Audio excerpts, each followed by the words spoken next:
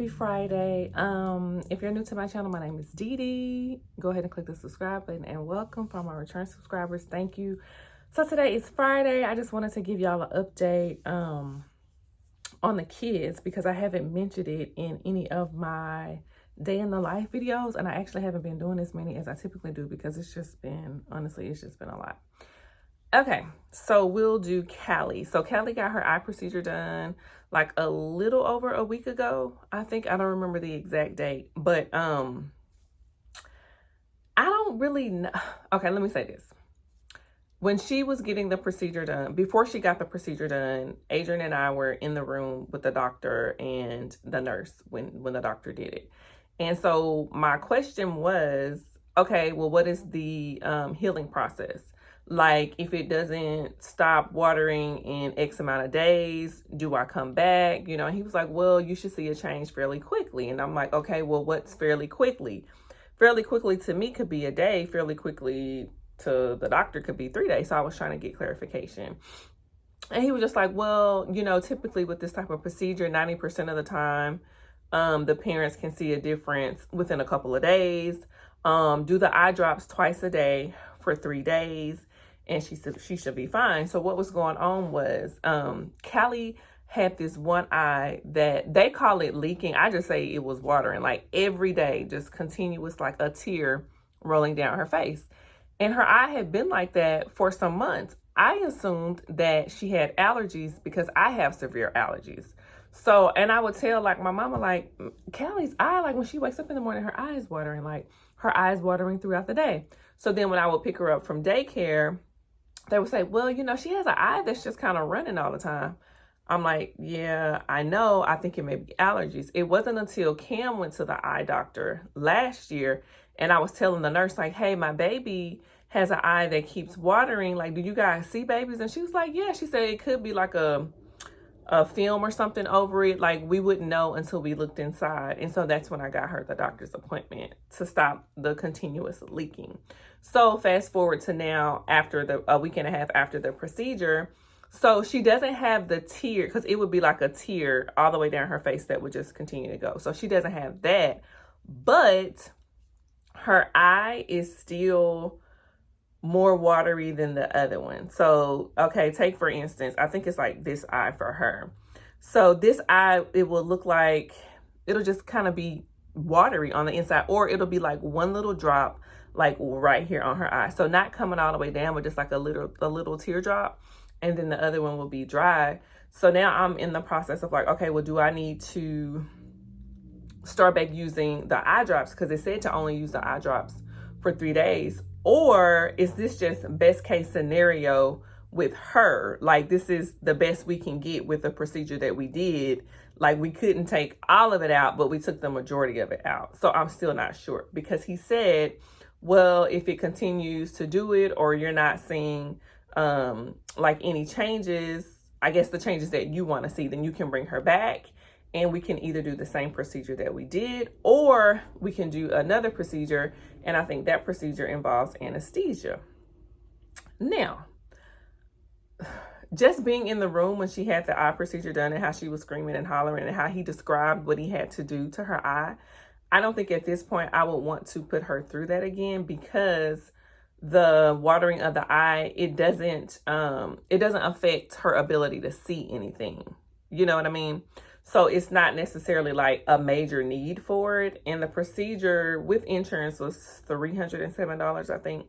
So I'm like, okay, if they saw something else in her eye, then possibly I would get it done. But just to take her through that again so we can kind of see, or up it to something that she's going to need anesthesia for an unnecessary surgery, I don't think so. So at this point, we're just going to monitor it. I think I'm going to start back doing the eye drops anyways, even though it wasn't mandatory for me to do it. So that's kind of where the progress is. It's like hard to explain in 45 or 50 seconds of a day in the life, but people have been asking me how she was doing. So I was like, okay, I'll just go ahead and try to explain anything the best way that I know possible. So as far as like her still being active and doing everything, it's not affecting anything like that. When he looked at Callie's eyes before he told me that her tear duct was blocked, he did say that she would need glasses by grade school.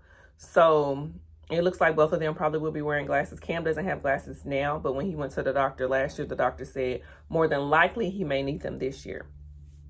So we'll just see. So that's the update with Callie girl.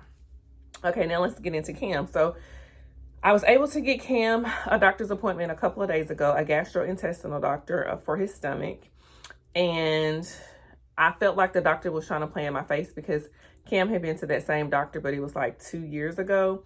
And the only thing that doctors want to recommend for little kids, because keep in mind, when he went at 2, it was the same thing. Like, oh, just give him Miralax every day. And I'm like, well, how many times? As many times as needed. I'm not giving a 2-year-old Miralax 5 or 6 times a day in order for him to have a bowel movement. It has to be something that's safer, something for children to take as opposed to Miralax. So when I went in there, before I went in, my mama and my sister was like, look, you got to go in there firm, stern, and you need to tell them what you want to see happen. If not, then they're just going to do the bare minimum. So I told him the symptoms.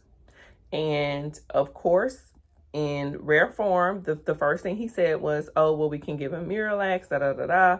So I had to explain to him that I felt like the Miralax didn't work and I was looking for something else. So I requested a stool sample. I requested blood work. I requested an ultrasound because I want to see what's going on in his stomach. Like, he pressed on Cam's stomach and he was like, yeah, he has some bowel in there that needs to come out. But I feel like I want somebody to look in it. Now, the thing that pissed me off was this particular doctor is like, seems like the only doctor that they recommend you to. Like, my doctor sent a referral to Cook's Children's. And so this is the doctor, the gastrointestinal doctor that we got. But I didn't see like any other options. You get what I'm saying? So I couldn't talk to anybody else. And I'm not going to say if he was annoyed or not. I just felt like he knew that I wasn't really buying his BS with, we just going to continue to do Miralax. So I ordered all those things. But like I was saying, the thing that pissed me off was they don't do any of those things in the office. So I have to find like a LabCorp place or Quest to take the stool sample. Then I have to find an imaging place to do the ultrasound. And it was one more thing. Oh, and they were saying that I could do the blood work somewhere else. And I'm like, no, if y'all got people that draw blood here, I can just do the blood work today here. So we ended up doing that. But they gave me all these directions. I wish I had them in front of me. So basically he has to do a clean out tomorrow. Somebody was calling me, so my phone stopped.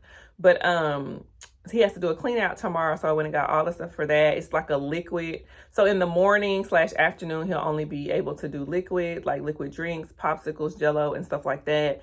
And you do give them Miralax to see if they will have a bowel movement. I'll have to give them X-Lax tonight, X-Lax in the morning to try to get the rest of the waste out. And then the plan is to try to stay consistent after that. But I'm just gonna do the clean out portion, because after that it said give him milk of magnesia and something else like twice a day. I'm not doing that.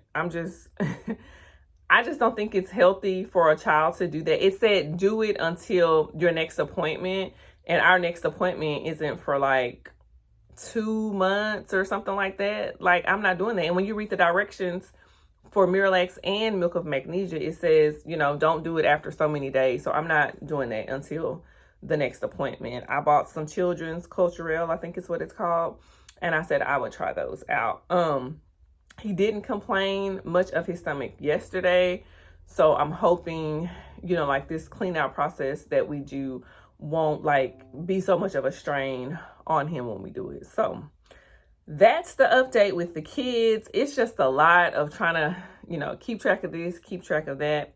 But I think that overall we're doing a good job. But I just wanted to let y'all know what was going on, because like I said, people have been asking and I haven't been as consistent with the day in the life videos, because honestly, I've just been tired with work and having to take off for, you know, different stuff relating to the kids. So anyways, I'm going to try to post another video, maybe like in 3-4 days, something like that.